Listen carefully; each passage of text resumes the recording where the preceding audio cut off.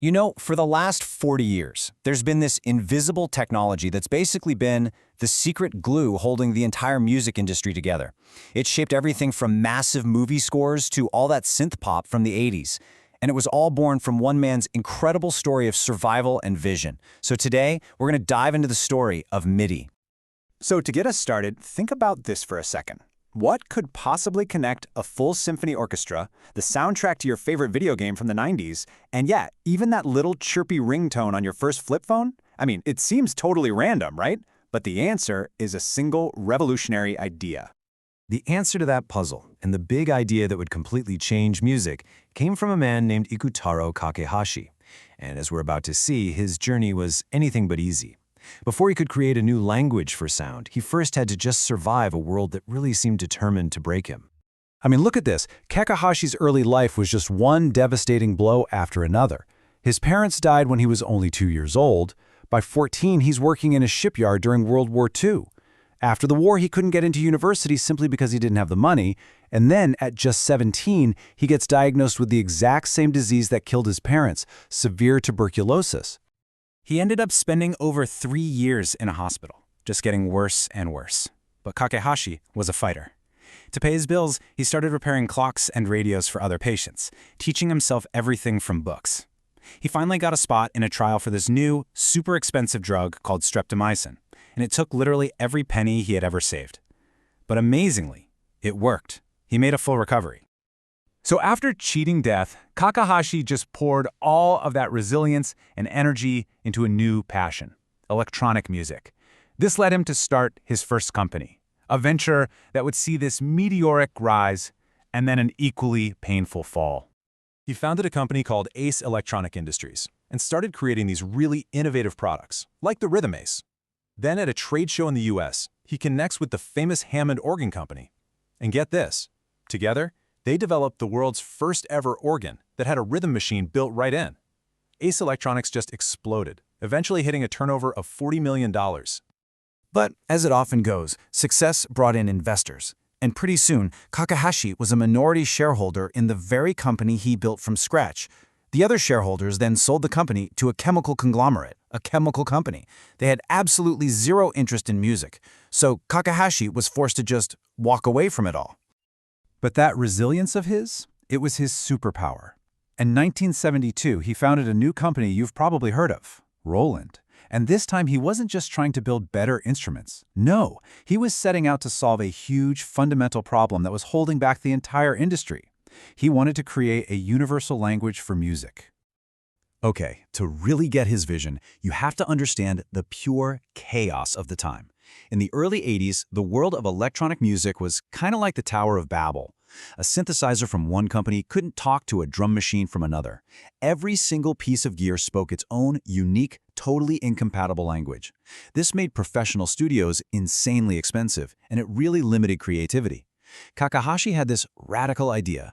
What if all electronic instruments could just speak one universal language?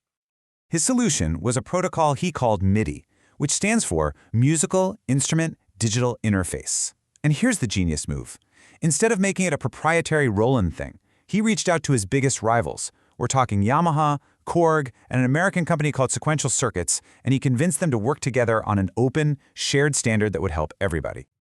So here's the most important thing to get. MIDI isn't sound. It's just a set of instructions. Think of it like digital sheet music. When you press a key on a keyboard, it sends out this tiny little packet of data that says, play a C sharp, play it this loud, and hold it for this long. Any MIDI device can then get that message and play the note using its own sound. This was a revolution because it separated the performance from the sound. It meant you could record something and then later decide if you wanted it to be played by a piano or a violin or, I don't know, a spaceship noise, just by changing where you send the message. This one simple idea, separating the instructions from the sound, was a complete and total game changer.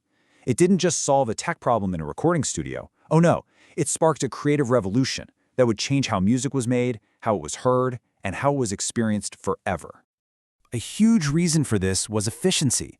Because MIDI is just data, not audio, the files are unbelievably small. We're talking up to 1,000 times smaller than a recorded audio file. Now, in an era of floppy disks and painfully slow processors, that wasn't just an improvement, that was literally everything. For the first time, complex music could finally live inside a personal computer. And this newfound efficiency just blew the doors wide open. Suddenly, you didn't need a $1 million studio to make professional-sounding music. The home studio was born. It democratized the whole creation process. MIDI became the engine for those iconic video game soundtracks and, yep, those early polyphonic ringtones we talked about. It fueled a whole new generation of music software, and it let a single musician compose for an entire orchestra right from their bedroom. And of course, Roland was right there at the center of it all. In 1984, they released the MPU 401. It was the first sound card that let a personal computer connect directly to MIDI instruments. It became the industry standard, cementing MIDI's place as the universal bridge between computers and music. For his vision, Kakehashi became known as the father of MIDI. He had finally achieved a level of success and recognition that must have seemed impossible all those decades earlier. But true to his life story, the final chapters were that same familiar mix of incredible triumph and personal struggle. In 2013, he and Dave Smith from Sequential Circuits shared a technical Grammy for creating MIDI. He was even inducted into Hollywood's Rock Walk. But in a strange twist, he later left Roland after a dispute with management, the second time he'd walked away from a company he founded. But he was undeterred. He went on to start yet another company before he passed away in 2017. You know, if you want to sum it all up, this quote from The Guardian just nails it. It says, "MIDI's importance to music is as significant as USB's is to computing. It created a universal plug-and-play standard that just unlocked decades of innovation by allowing everything to finally connect and work together."